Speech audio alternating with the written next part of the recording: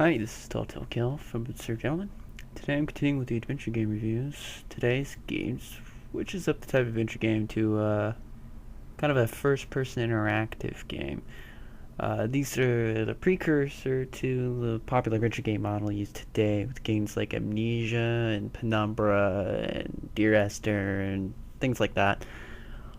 These games use pre-rendered scenes that are encircled the player's point of view, sort of like a mini pre-rendered snow globe. It renders all the stuff around you, and you move scene to scene, so it's like going from snow globe to snow globe. For their time, they're quite beautiful actually, and happen to be the type of adventure game I tend to play the most when I was a kid, since that happened to be when I played the majority of my adventure games. So today's game's called Atlantis 2, or Beyond Atlantis in North America. It was developed and published by Cyro Interactive. It was a French adventure game company that was later absorbed by Dreamcatcher. It made a handful of relatively unknown, but not really horrible games, one of which was published by Dreamcatcher in the late 2000s, or early 2000s, called The Secret of Nautilus, and it's one of my nostalgic favorites. It was pretty fun. This game was released in 1999 and is currently available for $10 on GOG.com. I think most of Cyro's games and all of Dreamcatcher's games are on GOG.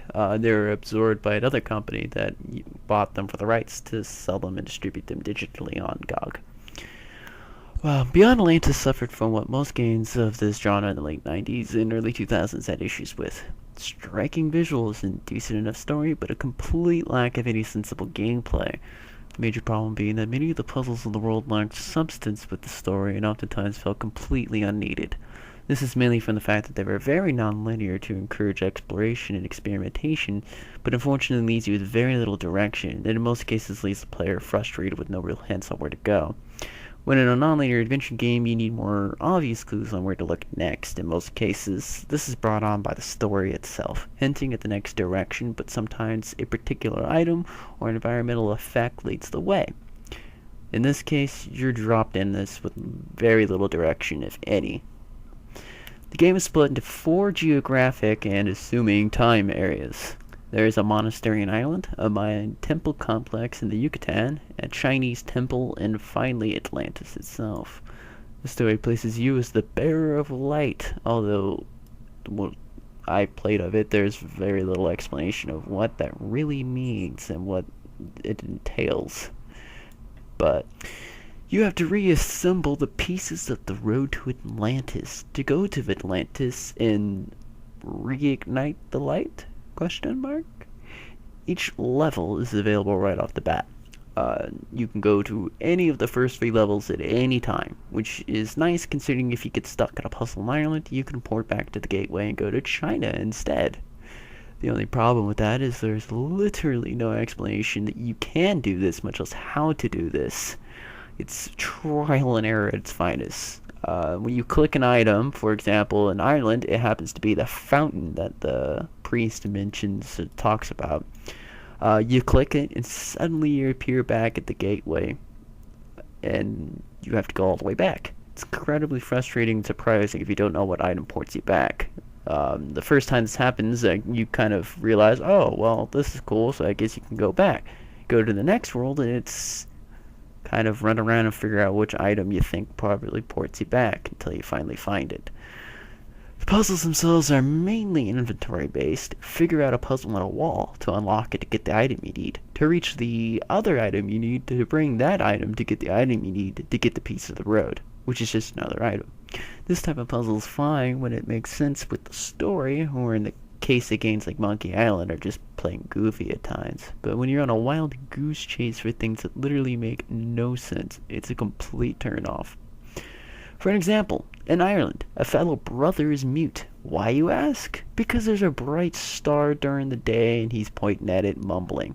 I don't know. So to fix that, you have to literally dive into a mythological book, find a sword for a mythological being in said book that he's missing, that he needs to defeat the bad guy in this book.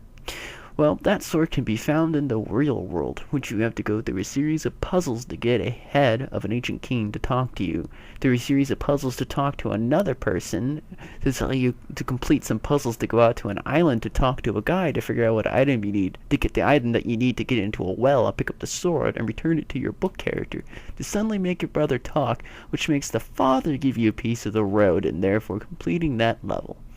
If you're just a little bit confused about that, then take my word when I say that's not even half of the confusion this game's puzzles cause.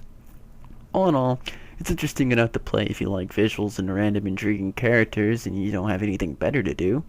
If you get frustrated easily with senseless puzzles that make absolutely no sense in context with the story or the environment, then I'd recommend skipping it.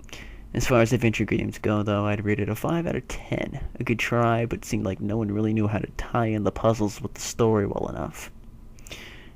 Well, that's been Beyond Atlantis, or Atlantis 2.